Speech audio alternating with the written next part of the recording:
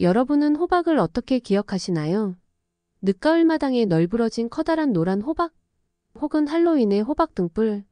하지만 호박의 이야기는 단순히 음식 재료를 넘어서 인류의 역사, 문화, 그리고 생활 속 깊숙한 곳까지 파고들어 있습니다. 오늘은 우리가 잘 아는 듯하지만 사실은 잘 모르는 호박에 관한 놀라운 이야기들을 풀어보겠습니다. 1. 호박의 기원. 신대륙에서 온 손님. 호박은 원래 아시아 토종 작물이 아닙니다. 지금은 김장철에도 빠지지 않는 재료지만 사실 호박은 아메리카 대륙에서 건너온 신대륙 작물이죠.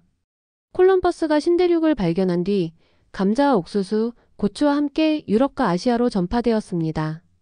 한국에 호박이 들어온 것은 16세기 후반 이후로 추정되는데 조선시대 문헌에 호박을 뜻하는 기록이 남아 있습니다. 하지만 당시에는 지금처럼 널리 쓰이지 않았고 오랫동안 귀한 식재료로 여겨졌습니다. 2. 호박이라는 이름의 비밀. 흥미롭게도 호박은 호자가 붙어 있습니다. 호는 중국 북방에서 온 이방 문화를 뜻하는 접두사로 호두, 호밀, 호떡과 마찬가지죠.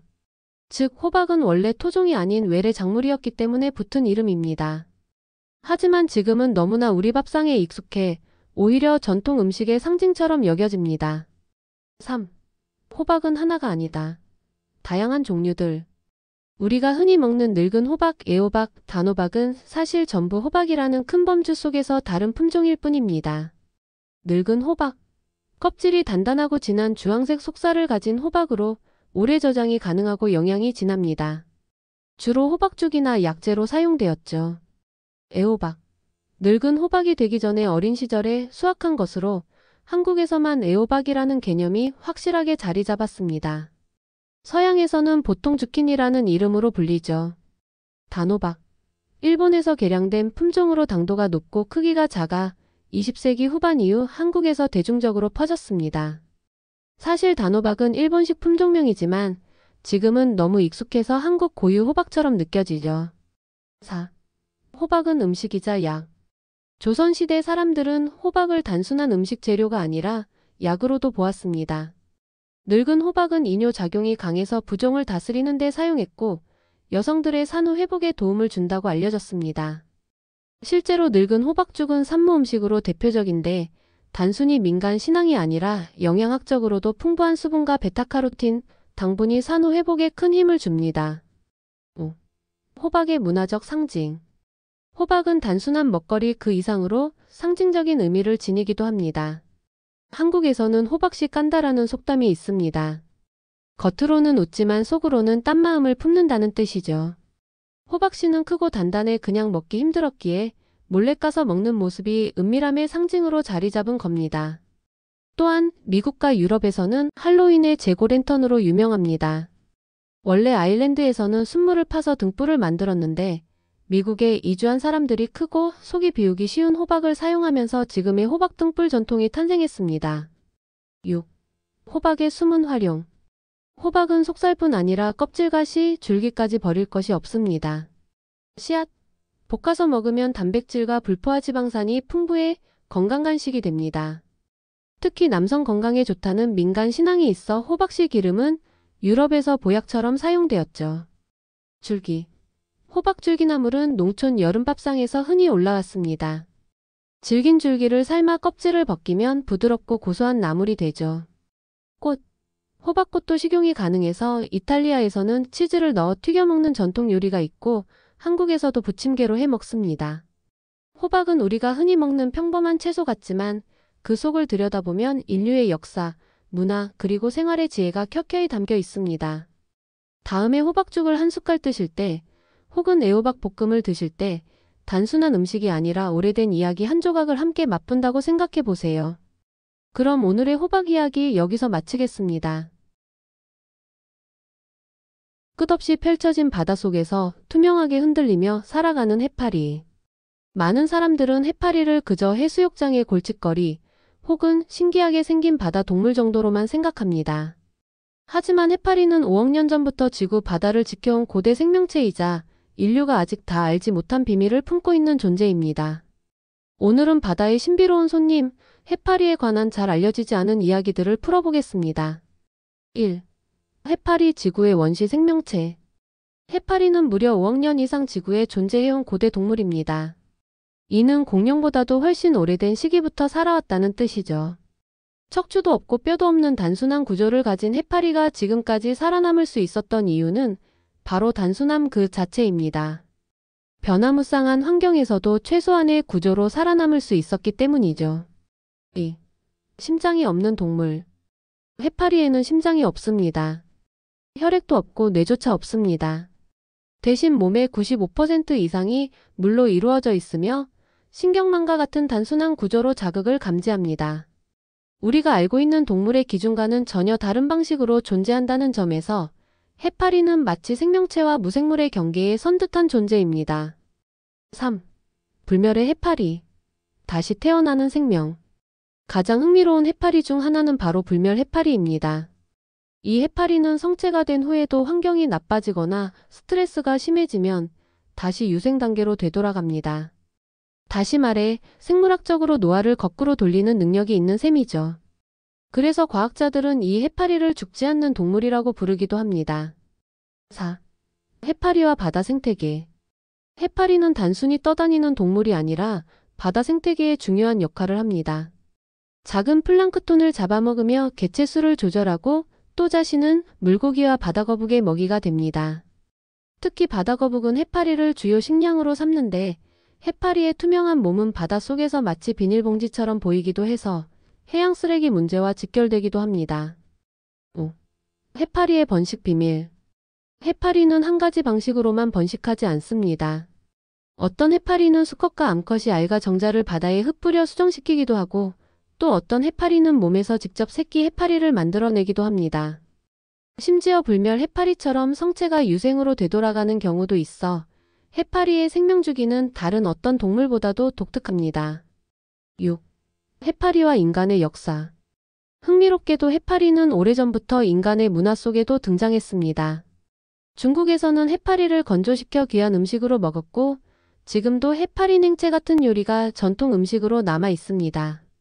고대 그리스 신화에서는 바다의 신들이 만든 환영 같은 생물로 해석되었으며 투명하고 흐물거리는 모습 때문에 종종 바다의 유령이라 불렸습니다. 현대에는 생명공학에서도 중요한 연구 대상이 되었는데 해파리에서 발견된 형광 단백질은 지금도 의학 연구와 유전자 공학에서 필수적인 도구로 사용되고 있습니다. 해파리는 우리에게 조금 낯설고 때로는 두려운 존재일 수 있습니다. 하지만 자세히 들여다보면 해파리는 인류보다 오래 살아온 생명의 지혜를 간직한 바다의 고대 생명체입니다. 단순함 속에서 불멸을 꿈꾸고 투명함 속에서 신비를 품은 해파리. 다음에 바닷가에서 해파리를 만난다면 그저 피해야 할 존재가 아니라 수억 년의 역사를 간직한 특별한 손님으로 바라보면 어떨까요? 당신은 혹시 세상을 떠난 누군가가 남긴 신호를 느껴본 적 있나요? 우연히 들린 라디오 잡음 속에서 혹은 꿈속에서 낯익은 목소리를 만난 적은요? 인류는 오래전부터 죽은 자들이 살아있는 자에게 메시지를 보낸다고 믿어왔습니다. 오늘은 역사와 문화 그리고 과학이 풀지 못한 미스터리, 죽은 자의 메시지에 관한 이야기로 여러분을 초대합니다. 1. 죽은 자의 메시지 언제부터 믿었나? 인간은 고대부터 죽음을 단순한 끝으로 받아들이지 않았습니다. 고대 이집트인들은 미라와 피라미드를 통해 사후 세계와의 연결을 꿈꿨고 그리스인들은 망자의 혼이 저승으로 가는 길에 반드시 산자에게 신호를 남긴다고 믿었습니다.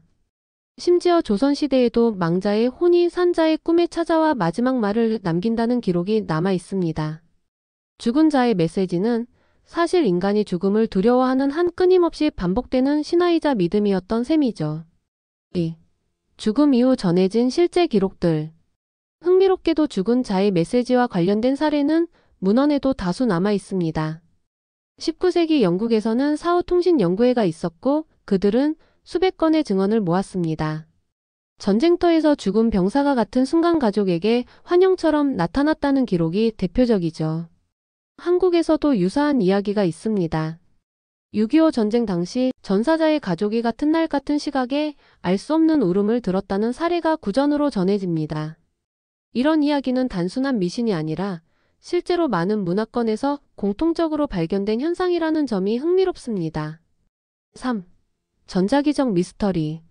EVP 현상. 20세기 들어 죽은 자의 메시지는 새로운 국면을 맞습니다. 바로 EVP입니다.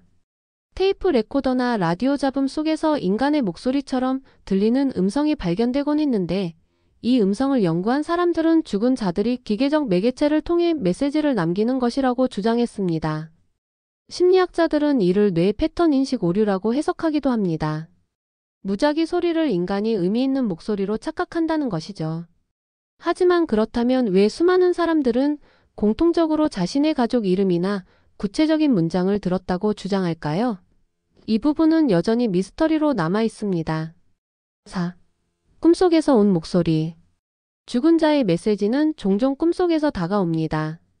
심리학적으로는 상실감의 투영이라고 하지만 실제로 죽은 자가 나타나 중요한 정보를 전해주는 경우도 보고됩니다. 예를 들어 어떤 이는 꿈에서 돌아가신 부모가 숨겨둔 유품의 위치를 알려주었고 실제로 그 장소에서 물건을 찾았다는 사례가 있습니다. 과연 이 현상은 단순한 무의식의 작용일까요? 아니면 보이지 않는 차원에서 건너온 메시지일까요? 5. 과학과 신앙의 경계. 죽은 자의 메시지를 어떻게 이해할지는 각자의 믿음에 따라 다릅니다. 과학자들은 이를 뇌의 환각, 스트레스, 전자파 착각 현상으로 설명하려 합니다. 반면 종교와 영성 세계에서는 망자가 남긴 진짜 신호로 받아들이죠. 재미있는 점은 과학과 종교 모두 죽은 자의 메시지를 단순히 무시하기는 어렵다는 입장을 취한다는 겁니다. 다만 해석이 다를 뿐이죠. 죽은 자는 정말로 우리에게 메시지를 남길 수 있을까요? 아니면 우리가 그리움 속에서 만들어낸 환영일까요? 어쩌면 진실은 그 중간 어딘가에 존재할지 모릅니다. 중요한 건 이 미스터리가 인간이 가진 본질적인 질문, 죽음 이후에도 우리는 연결될 수 있는가? 라는 물음을 끊임없이 던진다는 것입니다. 오늘의 이야기는 과학으로도 종교로도 완전히 설명할 수 없는 신비로 남아 있습니다. 바로 그 점에서 죽은 자의 메시지는 지금도 가장 오래되고 가장 깊은 미스터리 중 하나로 기억되고 있습니다. 자전거는 단순한 이동 수단일까요? 아니면 우리의 생활을 바꾸는 작은 도구일까요? 많은 사람들이 자전거를 탈 때 기본적인 안전수칙이나 단순한 운동 효과만 떠올리지만 사실 자전거에는 일상에서 유용하게 쓸 수 있는 숨겨진 꿀팁들이 가득합니다. 오늘은 흔히 알려지지 않은 자전거의 활용법과 관리법, 그리고 생활 속 비밀까지 풀어보겠습니다. 1. 안장 높이의 황금 비율. 대부분의 사람들은 안장을 그냥 대충 맞추고 탑니다. 하지만 안장 높이는 무릎 건강과 직결됩니다. 발 뒤꿈치를 페달에 올렸을 때 무릎이 완전히 펴지는 정도가 가장 이상적이라는 사실 알고 계셨나요? 이렇게 맞추면 무릎 관절에 부담이 적고 힘 전달도 더 효율적입니다. 2. 타이어 공기압은 계절마다 달라야 한다. 많은 사람들이 자전거 바퀴에 그냥 대충 공기를 넣습니다. 하지만 여름과 겨울은 공기압을 달리하는 것이 좋습니다. 여름에는 기온이 올라 압력이 팽창함으로 조금 낮게, 겨울에는 수축함으로 조금 높게 넣는 것이 이상적이죠. 이 작은 차이가 주행 안정성과 타이어 수명을 크게 좌우합니다. 3. 체인 기름칠 자주 할수록 좋은 게 아니다. 체인은 자전거의 심장과도 같습니다. 그런데 의외로 많은 사람들이 기름칠을 지나치게 자주 하거나 잘못된 기름을 씁니다. 오히려 먼지를 끌어들여 체인 마모를 빠르게 만들죠. 비 오는 날을 달린 뒤 혹은 체인에서 소리가 날 때 정도만 관리하는 것이 가장 좋습니다. 또 자동차용 엔진 오일이 아니라 자전거 전용 체인 오일을 쓰는 것이 현명합니다. 4. 브레이크 패드의 소음은 신호다. 자전거 브레이크에서 삐걱거리는 소리가 난다면 단순한 잡음이 아니라 브레이크 패드가 닳았다는 신호일 수 있습니다. 패드가 다 닳기 전에 교체하지 않으면 림까지 손상돼 수리비가 몇 배로 뛰어오릅니다. 작은 소리를 귀 기울여 듣는 습관이 큰 비용을 막아줍니다. 5. 물통보다 물티슈가 더 중요하다. 장거리 주행에서 물통은 필수지만 사실 더 중요한 건 물티슈나 작은 수건입니다. 땀을 닦는 용도만이 아니라 기름 묻은 손, 바람 빠진 타이어 교체 후 묻은 먼지 등을 즉석에서 닦아낼 수 있기 때문입니다. 라이더들 사이에서는 물통은 빌려도 되지만 물티슈는 빌리기 어렵다는 말이 있을 정도입니다. 6. 자전거를 도둑 맞지 않는 법. 자전거 도난은 생각보다 흔합니다. 흔한 자물쇠 대신 두 개의 다른 방식 자물쇠를 사용하는 것이 훨씬 효과적입니다. 체인형과 유자형을 동시에 걸면 도둑이 두 가지 도구를 모두 준비해야 하기에 훨씬 번거롭습니다. 또 프레임과 바퀴를 동시에 묶는 습관을 들이는 것도 중요합니다. 7. 의외로 강력한 후미등. 자전거 안전에서 헬멧만큼 중요한 것이 바로 후미등입니다. 특히 밤이나 이른 새벽에 타는 경우 후미등 하나만으로도 사고 확률을 70% 이상 줄일 수 있다는 조사도 있습니다. 흥미로운 건 낮에도 후미등을 켜는 라이더들이 점점 늘고 있다는 점입니다. 자동차의 주간주행등처럼 시야 확보에 큰 도움이 되죠. 8. 자전거는 차다. 많은 사람들이 자전거를 그냥 운동기구로 생각하지만 법적으로 자전거는 도로 위의 차량입니다. 즉, 보행자가 아니라 차로서의 규칙을 따라야 한다는 뜻입니다. 이를 알면 단순히 길 옆에서 타는 것 이상의 의미를 이해할 수 있고 교통사고 예방에도 큰 도움이 됩니다. 9. 자전거와 정신건강. 자전거는 단순히 다이어트 도구가 아닙니다. 반복적인 페달링과 균일한 리듬은 심리적으로 명상 효과를 주기도 합니다. 실제로 우울증 환자에게 자전거 타기를 권장하는 사례도 있습니다. 바람을 가르는 경험 자체가 뇌에 긍정적인 자극을 주는 것이죠. 10. 자전거 보관의 지혜. 많은 사람들이 자전거를 그냥 베란다나 현관에 두는데 장기적으로는 자전거 수명을 줄이는 습관입니다. 자전거는 습기와 직사광선을 피할 수 있는 곳에 세워두는 것이 좋습니다. 또 타이어 공기를 조금 빼서 보관하면 고무의 변형을 막을 수 있습니다. 이건 오래 타는 사람들만 아는 작은 팁이죠. 자전거는 단순히 바퀴 달린 운동기구가 아닙니다. 바르게 타고 잘 관리하고 지혜롭게 활용한다면 우리의 건강뿐만 아니라 일상까지 바꿔주는 멋진 도구가 될 수 있죠. 다음에 자전거를 탈 때는 오늘의 꿀팁들을 떠올리며 조금 더 똑똑하고 즐겁게 라이딩을 즐겨보시길 바랍니다. 인류 역사에서 금은 언제나 특별한 존재였습니다. 반짝이는 그 빛은 사람들의 마음을 사로잡았고 권력과 부의 상징이 되었죠. 하지만 우리가 알고 있는 금에 대한 이야기가 모두 사실일까요? 오늘은 금에 관한 잘 알려지지 않은 진실과 오해에서 비롯된 거짓을 낱낱이 풀어보겠습니다. 1. 금은 지구에서 만들어진 것이 아니다. 진실. 많은 사람들이 금이 지구 속에서 자연스럽게 생겼다고 생각합니다. 하지만 과학자들은 금이 지구에서 만들어지지 않았다고 말합니다. 금은 초신성 폭발이나 중성자별 충돌 같은 우주적 사건 속에서 탄생했고 그 파편이 지구에 뿌려지며 지금 우리가 쓰는 금이 된 것입니다. 즉, 금은 말 그대로 우주의 선물입니다. 2. 금은 희소하다. 거짓의 절반. 우리는 흔히 금을 극도로 희귀하다고 생각합니다. 물론 금은 귀하지만 생각보다 지구 전체에는 꽤 많이 존재합니다. 단지 대부분이 지구의 깊은 핵에 묻혀 있어 채굴이 불가능할 뿐이죠. 실제로 인간이 지금까지 채굴한 금을 모두 모으면 올림픽 규격 수영장 3-4개 분량밖에 되지 않습니다. 즉, 지구에 없는 게 아니라 우리가 꺼내지 못하는 것입니다. 3. 금은 변하지 않는다. 진실. 금은 산소, 물 대부분의 산과 반응하지 않습니다. 그래서 수천 년이 지나도 변색되지 않죠. 이 때문에 고대왕의 무덤에서 발견된 금 장신구가 지금도 빛나는 겁니다.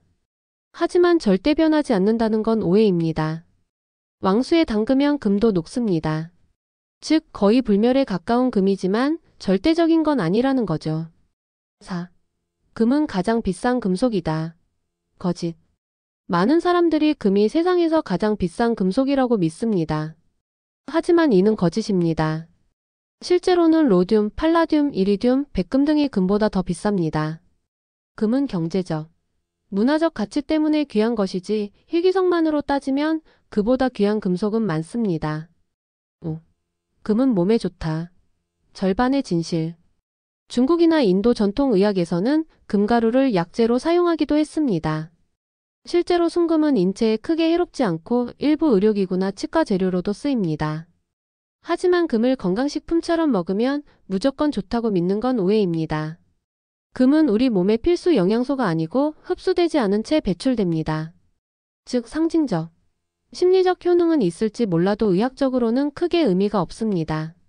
6. 금은 경제의 절대적 기준이다. 과거의 진실. 한때 모든 돈은 금과 연결되어 있었습니다. 금본위제 시절 지폐는 말 그대로 금을 대신하는 증서였죠. 하지만 지금은 달라졌습니다. 현재의 화폐 가치는 금이 아니라 국가의 경제력과 신뢰에 기반합니다. 물론 금은 여전히 안전자산으로서 가치가 있지만 더 이상 돈은 금의 시대는 끝났습니다. 7. 금은 모든 나라에서 사랑받았다. 거짓. 금은 분명 전 세계적으로 귀한 대접을 받았지만 모든 문화에서 똑같지는 않았습니다. 예를 들어 고대 중국에서는 옥이 금보다 더 귀했습니다. 왕이나 귀족에게 옥은 하늘과 땅을 잇는 신성한 돌로 여겨졌고 금은 그저 장식용이었죠. 즉, 금의 가치는 절대적이 아니라 시대와 문화에 따라 달랐던 것입니다. 금은 단순히 반짝이는 금속이 아닙니다. 우주에서 온 선물이자 인류 문명의 상징이었고 지금도 기술과 경제 속에서 여전히 중요한 자리를 차지하고 있죠. 하지만 우리가 알고 있는 금에 관한 믿음 중 많은 것은 절반의 진실이거나 오해에서 비롯된 것이었습니다. 다음에 금빛을 볼 때는 그 속에 숨겨진 진실과 거짓을 함께 떠올려보는 건 어떨까요? 서울 강서구에 위치한 가양동. 많은 사람들이 이곳을 지나치며 단순히 지명으로만 받아들이지만 사실 가양동이라는 이름에는 햇살, 물길, 그리고 사람들의 소망이 담겨 있습니다. 오늘은 잘 알려지지 않은 가양동 이름의 뿌리와 그 안에 담긴 진실과 오해를 풀어보겠습니다. 1. 가양동의 위치와 첫인상. 가양동은 한강 남쪽의 자리에 강을 바라보는 위치에 있습니다. 오늘날은 아파트 단지와 교통요지로 변했지만 불과 수십 년 전만 해도 한강변의 너른 들판과 마을이 어우러진 전형적인 농촌 풍경이었죠. 그런데 가양이라는 이름부터가 조금은 특별합니다. 햇빛을 더한다 혹은 양의 기운이 충만하다라는 의미가 숨어있기 때문입니다. 2. 가양의 글자 풀이. 진실. 더할가와 햇볕양이 합쳐진 이름은 단순히 한자 조합이 아닙니다. 조선시대부터 이 일대는 강이 굽이치며 습기가 많아 농사가 쉽지 않았습니다. 그래서 사람들은 하늘에 기원하며 이 땅에 햇볕이 더 많이 비쳐 곡식이 잘 자라기를 바랐습니다. 결국 마을 이름은 햇살을 더한다, 풍요를 더한다는 의미로 불리게 된 것이죠. 3. 가양동은 원래 가마골이었다. 숨은 이야기. 흥미로운 점은 가양동의 옛 구전 이름 중 하나가 가마골이었다는 겁니다. 큰 가마솥처럼 생긴 언덕 지형 때문이라는 설도 있고 가마라는 옛 표기에서 비롯되었다는 이야기도 있습니다. 이 가마라는 발음이 점차 가양으로 바뀌며 오늘날의 이름으로 정착했다는 주장이 일부 지역 원로들 사이에서 전해져 내려옵니다. 4. 양자의 상징성. 진실과 거짓의 경계. 가양동의 양은 단순히 햇볕만을 의미하지 않았습니다. 동양 철학에서 양은 하늘, 밝음, 생명력을 상징합니다. 즉, 가양동은 물길이 많은 땅이었기에 습한 음의 기운이 강했고 그 반대되는 양의 힘을 더해 균형을 맞추려는 풍수적 의도도 담겨 있었다는 해석이 가능하죠. 5. 조선시대 가양리와 농업. 잘 알려지지 않은 역사. 조선 후기 문헌에 따르면 가양동 일대는 가양리로 불리며 큰 농토를 이루었습니다. 특히 이곳은 한강수은 덕분에 쌀과 곡물을 한양 도성으로 빠르게 운반할 수 있었죠. 그래서 가양에 가는 곡식을 더한다, 풍요가 쌓인다라는 의미로도 해석됩니다. 단순히 지명이 아니라 당시 백성들의 삶의 희망이 담긴 이름이었던 셈입니다. 6. 일제강점기 지명의 변화. 숨겨진 이야기. 일제강점기에는 가양동이 강서 지역의 중요한 거점이 되었습니다. 일본인들이 이곳에 농토를 임대하거나 개발하면서 마을 이름도 여러 문헌에서 가양리로 기록됩니다. 일부 일본 학자들은 이 이름을 일조량이 많다는 단순한 의미로 축소해서 해석했는데 사실 그보다 깊은 지역 신앙과 생활 문화적 뿌리를 무시한 결과였죠. 7. 햇볕을 더한다는 소망의 정착. 진실. 결국 가양동의 이름은 주민들이 가진 생활적 기원과도 맞닿아 있었습니다. 강변 마을은 홍수 피해가 잦았고 늘 습기와 싸워야 했습니다. 그래서 사람들은 이 땅의 햇볕이 더 비추길 기도했고 그 마음이 오늘날의 가양이라는 글자에 새겨진 것입니다. 8. 현대의 가양동. 이름의 의미를 이어받다. 오늘날 가양동은 아파트 단지와 대규모 개발로 옛 풍경이 사라졌습니다. 하지만 가양이라는 이름은 여전히 햇살, 밝음, 풍요를 상징합니다. 실제로 도시 브랜드에서도 이 밝고 따뜻한 이미지를 활용하려는 시도가 있었죠. 이름은 단순한 행정 단위가 아니라 그 지역 사람들의 정서와 역사를 담는 그릇임을 보여줍니다.